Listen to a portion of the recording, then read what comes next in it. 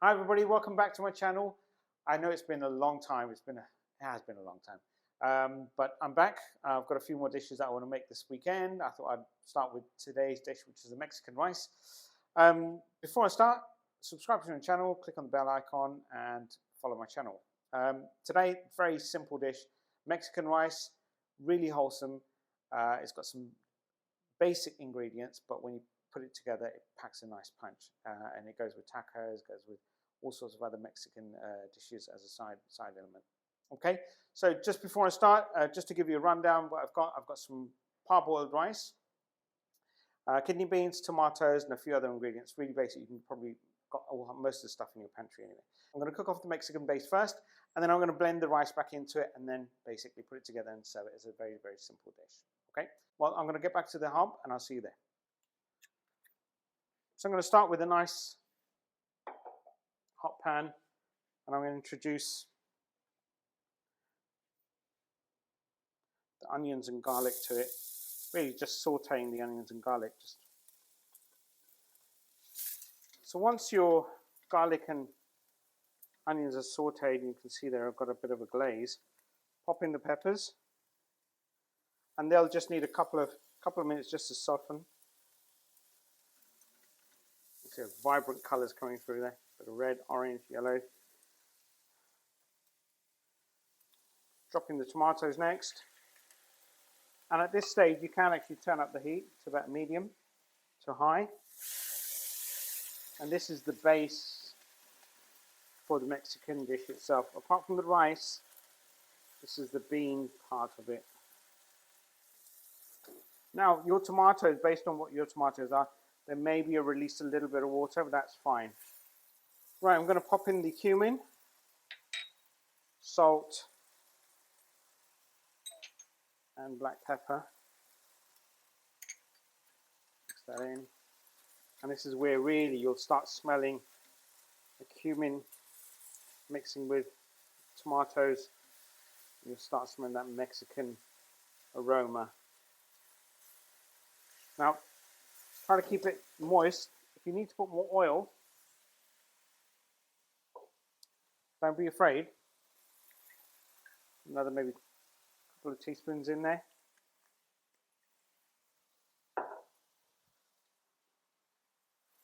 Now as we're binding this together,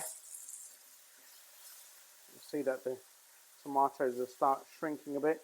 The water starts drying out. And this is where I'm going to take the red kidney beans and pour them in. Now these red kidney beans haven't been drained. Now, we'll say, well, why not? And the reason why we don't drain them is because those kidney beans have been in that tin for a while, and a lot of the juices are within that water. So one good thing that you could do is to use those juices. Now I'm going to pop some jalapeños at the same time. Now these are chopped jalapeños. Sometimes I have advised people to use whole jalapeños, especially where children are concerned. And that's because you can always take those whole jalapeños out. My kids love a bit of chili, so I've actually chopped them up. So there's less fighting over them. One of the things you could do is basically taste your food whilst you're cooking. It's always a good sign. And at this moment in time, you'll be able to tell what's missing. A bit of chili, I think. But I'm not going to put chili in there. And the reason is because as the jalapeños are cooked, they will release a bit more heat. Now, one of the secret ingredients I tend to use is a lot of the leftovers that people tend to throw away. And here I've got pickled jalapeno that was left in the jar once I used the jalapenos, and I used that pickled water to give it that little bit of pickly jalapeno chili taste to the Mexican rice. Don't forget, rice is quite bland, so you need to create a strong taste for it to blend into the rice. Now I've kept it quite watery.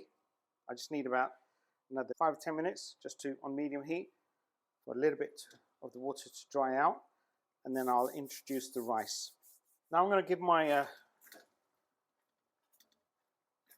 bean base a taste. At this point in time, the salt might be slightly high, but that's okay because it will be absorbed into the rice. Very nice. A little bit, tad bit salty, which is fine. And as I said, it will be a little salty. Finally, I'm just going to sprinkle the coriander that I've got, and I'm going to turn the heat down. Now I'm using a really big wok, and the reason is because I'm cooking for more than 4 people. My grandkids are over. I've got a large family anyway. So you might see a lot of rice here. But as you're cooking for 4 people, it shouldn't be as much. So I'm just introducing the rice. And I've actually turned the heat right off. You can see the colours. I can really smell the aroma of the rice, the beans, the jalapeños, the coriander. It's all coming together. And this is really simple because all it took was 4 or 5 simple ingredients that you've got in your pantry, some herbs and spices, and this will go down as a treat.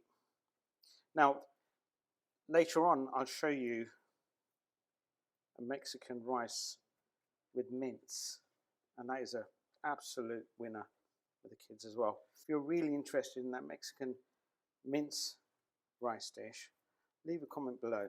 I'm pretty much done. I'll see you back at the serving area. Okay, welcome back everyone. So, Mexican rice, very simple, very easy to make. And I'm just about to taste it now. So let's have a quick go.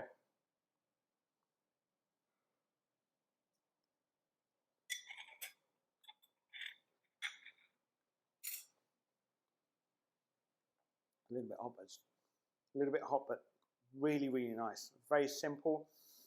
I can taste the jalapeños, the Mexican bean element around it from the cumin. If I wanted, I'd probably put a bit more chili, but I know my kids will only take this much. So for me, I'd probably use some of my mango salsa. I'm sure I've got some in the freezer. Check out my mango salsa recipe. It goes a treat with Mexican bean rice. I'll see you again. Take care. Bye for now.